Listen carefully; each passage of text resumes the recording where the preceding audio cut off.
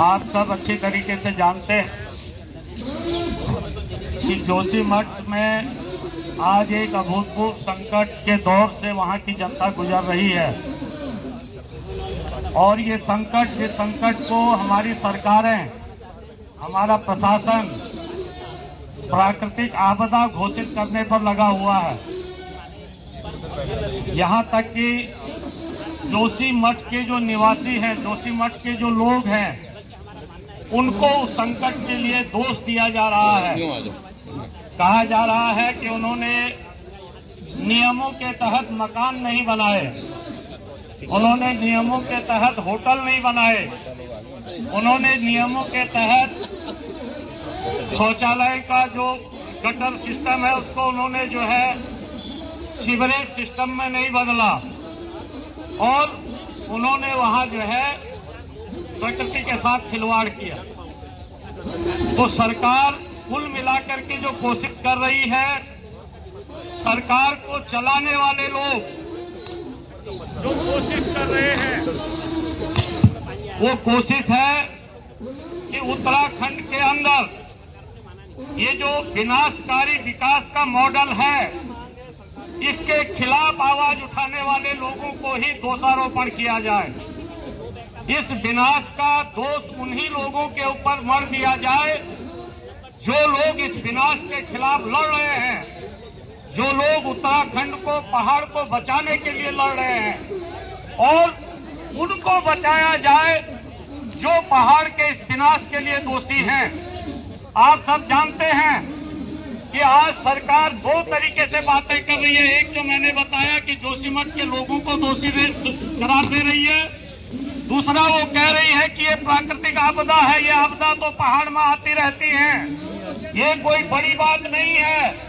ये जो आंदोलन करने वाले लोग हैं ये भय का माहौल पैदा कर रहे हैं। मुख्यमंत्री वही कह रहे हैं। भारतीय जनता पार्टी के जो सत्ताधारी पार्टी है, उनके प्रदेश अध्यक्ष वो यही बात कह रहे हैं कि ये कुछ लोग हैं जो भय का माहौल पैदा कर रहे हैं। आने वाले पर्यटक सीजन में जो पर्यटकों को यहाँ आने से रोकना चाहते हैं, जो पहाड़ का विकास नहीं चाहते हैं, ये वो लोग हैं जो आवाज उठा रहे हैं। लेकिन मित्रों, आप और हम सब जानते हैं कि ये जो हिमालय है, ये हिमालय दुनिया का सबसे कच्चा पहाड़ है। आज जोशीमठ के अंदर जो संकट आया है, ये संकट हमारी सरकारों की देन है, ये संकट हमारी सरकारों की नीतियों की देन है। और ये जो कॉरपोरेट लूट का पूरा रास्ता है, पूरा जो कॉरपोरेट लूट का विकास का मॉडल है, उस कॉरपोरेट लूट के विकास के मॉडल की देन आज का जो है जोशीमठ का संकट है। हम लोगों ने 22 साल पहले, क्योंकि आज जो अतुल सती जी वहां पर जोशीमठ की जो संयुक्त संघर्ष समिति है, वहां जनता की जिस संघर्ष समिति को जोशीमठ बचाओ संघर्ष समिति के बैनर से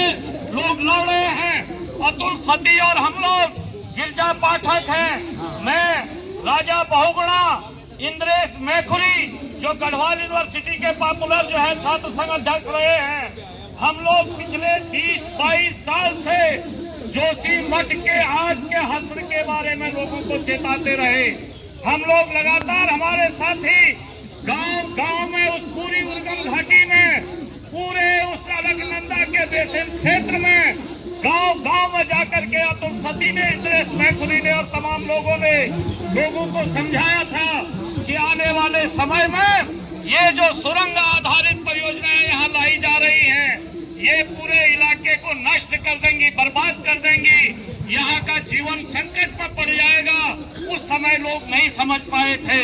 उस समय तो एक बार ऐसा हुआ कि यही अतुल सती आज हजार उस घाटी के लोग जिसके पीछे चल रहे हैं, उसके ऊपर पत्थर लोगों ने बरसाए सभा में, कहा तू लोगों को भड़का रहा है, तू विकास नहीं चाहता है, तू किसी और का एजेंट है, इसलिए यहाँ से जाओ। लेकिन आज उस घाटी के लोग जानते हैं कि पिछले 22-25 साल से जो लड़ाई वहां लड़ी जा रही थी, ये जो एनटीपीसी को वहां पर सुरंग आधारित परियोजना बनाने का जो है काम दिया गया, इससे पहले जेपी कंपनी ने वहां अपनी विद्युत परियोजना बनाई थी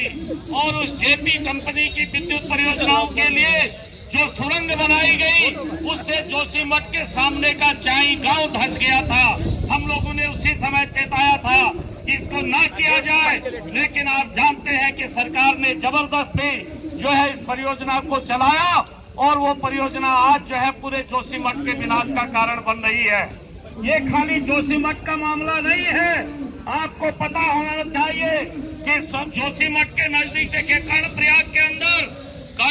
के अंदर आज से 8 साल पहले जो लोग उस इलाके के रहने वाले हैं आप लोग जानते होंगे, वहाँ एक सब्जी मंडी का जो है वहाँ निर्माण किया गया और सब्जी मंडी के लिए बहुगुणा कॉलोनी के नीचे जो जमीन समतल की गई उससे आज 8 साल के बाद क्या हो रहा है, कर्णप्रयाग की जो बहुगुणा कॉलोनी है जो सब्जी मंडी के ऊपर है वो पूरी की पूरी कॉलोनी आज धंस रही है। वो पूरी की पूरी कॉलोनी के मकान आज उन पर दरार पड़ रहे हैं। आप अगर देखेंगे तो ये जो रेल परियोजना जा रही है, जिस रेल परियोजना को भी लगभग 75-80% सुरंगों के अंदर से ले जाया जा रहा है, उसके ऊपर के तमाम गांव, उन सुरंगों के ऊपर के तमाम गांव धंसते जा रहे हैं। वो यहाँ ऋषिकेश के पास नरेंद्र नगर जो ब्लॉक है उसके अंदर भी एक गांव धंस रहा है, रुद्रप्रयाग के अंदर भी एक गांव धंस रहा है। आप टिहरी के अंदर जाएं, टिहरी जो बांध है उस बांध में सरकार इतना पानी उस कंपनी के जरिए उसकी क्षमता से ज्यादा पानी भरवाया और आज उसके ऊपर के ऐसे गांव धंस रहे हैं, उनके मकान जो है टूट रहे हैं, जिनके लिए टिहरी बांध परियोजना में मुआवजे का उनके विस्थापन का कोई व्यवस्था नहीं की गई थी। तो इसलिए हम आपसे कहना चाहते हैं कि ये पूरे पहाड़ के विनाश के कार्यक्रम हैं, ये कारपोरेट लूट को बढ़ाने के कार्यक्रम है और पूरी पहाड़ के जीवन को जो है इन पूरी परियोजनाओं ने खतरे में डाल दिया है। इसलिए आज जो जोशीमठ में लड़ाई चल रही है, जोशीमठ की लड़ाई को सरकार सोच रही है कि भाई इनको जो है यहाँ से हटाया जाए, मुआवजा दे दिया जाए, इनको एक मकान का पैसा दे दिया जाए। सरकार आज कह रही है हम भूमि अधिग्रहण करेंगे और उसके बाद आपको मुआवजा दे करके हम जो है यहाँ से विदा कर देंगे, आप एक बार में सब कुछ ले लीजिए। लेकिन हम आपसे पूछना चाहते हैं, हम गांव के रहने वाले लोग हैं, जोशीमठ कोई दिल्ली जैसा शहर नहीं है, जोशीमठ एक गाँव है, जोशीमठ गाँव के साथ एक शहर भी है, धार्मिक आस्था का भी बड़ा केंद्र है, हमारा बड़ा सांस्कृतिक केंद्र है। और अगर आप देखेंगे जोशीमठ के अंदर भी तो हमारे गांव में हमारे पास जो जमीनें हैं जिनको हम आबाद किए हुए हैं वो सारी जमीनें हमारे पुरखों के नाम नहीं चढ़ी हुई हैं। पहाड़ के अंदर जब भूमि बंदोबस्त हो रहा था, जब देश के अंदर भूमि सुधार कानून बन रहे थे, जमींदारी विनाश के कानून बन रहे थे, पूरे पहाड़ को उन कानूनों के उन प्रावधानों से वंचित कर दिया गया जिन प्रावधानों ने बेनाम बंजर जमीनों को गांव के गरीबों और पंचायतों को अधिकार देने का जो कानून बने थे, पूजा एक्ट के अंदर हमारे उन कानूनों को जो है खत्म कर दिया गया। और आज जोशीमठ के अंदर जो लोग हैं उनकी जो जमीनें हैं वो जमीनें जो है बेनाम बंजर जमीनों के नाम पर भी दर्ज है, जिसको वो जो है जोत रहे हैं, बो रहे हैं सदियों से, तो वो जमीनें उनके नाम पर चढ़े। आपने बंदोबस्त 1964 से नहीं किया, 64 तक पूरा बंदोबस्त नहीं हुआ। जो छावनी वहाँ आर्मी की जो ब्रिगेड 62 की लड़ाई के बाद जो है वहाँ पर स्थापित की गई, उसके लिए जो जमीन जोशीमठ वालों की ली, उस जमीन का 1962 से आज तक मुआवजा लोगों को नहीं दिया है। लोगों के गौचर हैं, लोगों के ऊपर खरके हैं, लोगों का जो है वन पंचायतें हैं, आप एक प्लॉट और एक मकान का पैसा दे करके भेज देंगे। जो घास चारे के जरिए एक आध जानवर पाल करके अपनी आजीविका को चला रहे हैं, वो कहाँ से चारा लाएंगे, कहाँ से वन पंचायत में दूसरी जगह कोई वन पंचायत उनको अपने वन पंचायत में घास और लकड़ी का अधिकार देगी। ये सारे ऐसे सवाल हैं जो सवाल वहाँ के पूरे पुनर्वास के सवाल के साथ जुड़े हुए हैं। इसलिए अभी हम लोगों ने सरकार को कहा, हम लोगों ने कहा, जोशीमठ की जो बचाव संघर्ष समिति है उन्होंने सरकार से कहा कि भाई एक दीर्घकालीन नीति जोशीमठ के पुनर्वास को लेकर के आप बनाइए। लेकिन उससे पहले